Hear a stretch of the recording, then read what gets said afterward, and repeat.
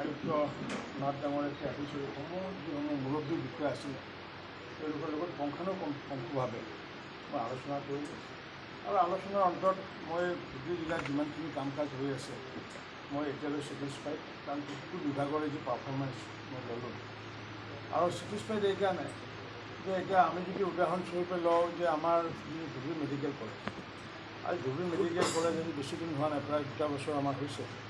গতিকে 2 বছৰত যদি আমি চাব যাওঁ যে আমাৰ এই চৰকাৰখনে এই যে মেডিকেল কলেজসমূহ স্থাপন কৰিছে, স্থাপন কৰাৰ সময়ত মানুহে কি বেনিফিট পাইছে সেইটোৰ বিষয়ে সাধাৰণ নাজানে।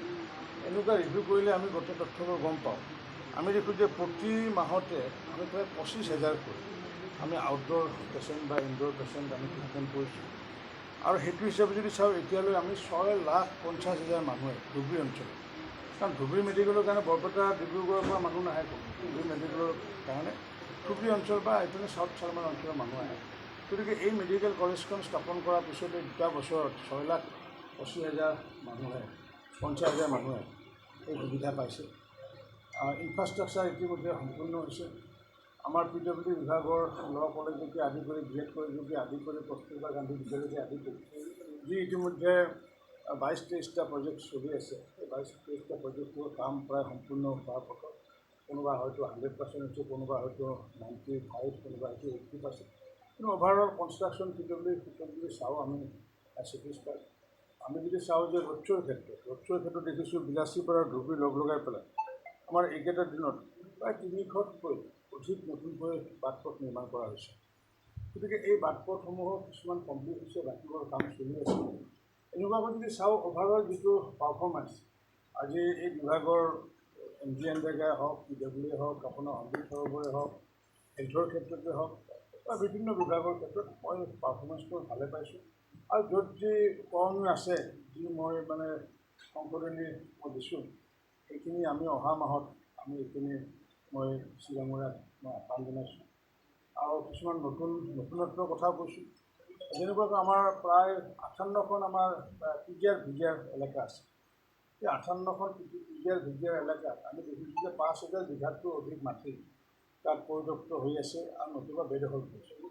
গতিকে এই যে 5,000তকৈ বিঘাৰ ভিতৰত আমি দেখিছোঁ যে তাত 30% মাটি তাত বেদখল হোৱা বুলি আমাক জনাইছে বিভিন্ন বিভাগে। মই সেইকাৰণে কৈছোঁ কি যে আমি 58টা এই PGRসমূহত আমি গ্ৰাম্য অৰণ্য স্থাপন কৰাৰ কাৰণে আজিৰ সভাই আমি সিদ্ধান্ত লৈছোঁ।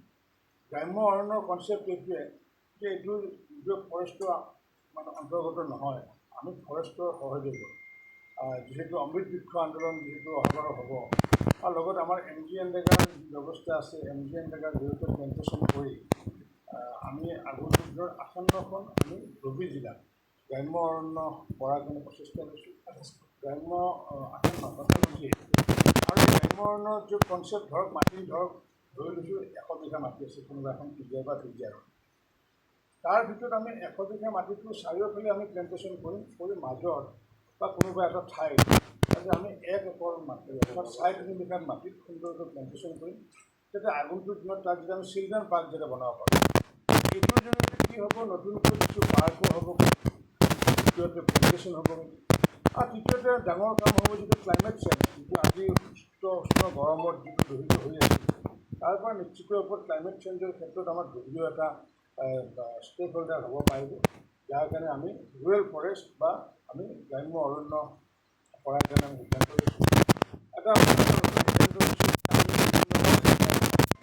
যে PWD বিভাগে পৌৰসভাত কাম কৰে বা পৌৰসভা নিজাকৈ ড্ৰেইন বনায়, কিন্তু সেই যে ড্ৰেইন বনায় সেইটো কি ড্ৰেইন বনাইছে, তাৰে আপষ্ট্ৰীম কি আছে, ডাউন ফ্ল' কি আছে, সেইটো টাউন এণ্ড কাউন্সিল ড্ৰেইনে নাজানে।